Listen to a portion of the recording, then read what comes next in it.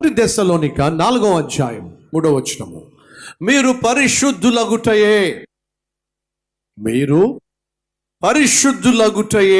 అనగా మీరు జారత్వమునకు దూరముగా ఉండుటయే దేవుని చిత్తం. What is God's will? దేవుని చిత్తం అంటే ఏమిటి? మనం పరిశుద్ధముగా జీవించటం దేవుని చిత్తం. పరిశుద్ధతను పాడు చేసే దేన్ని కూడా మన దరిదాపులకు రాకుండా జాగ్రత్త పడడం దేవుని చిత్తం.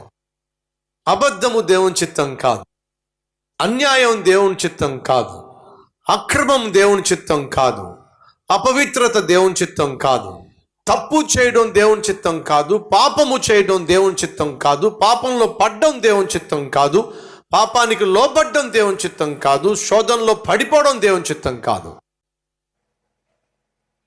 Then what is God's will? Living a holy life, running away from sinful practices is God's will. మీరు పరిశుద్ధులగుటయే దేవుని చిత్తం. ఒకసారి ఆలోచించండి, మనం తెలిసి చేస్తున్న తప్పులేమిటి? నువ్వు తెలిసి చేస్తున్న పొరపాటు ఏమిటి?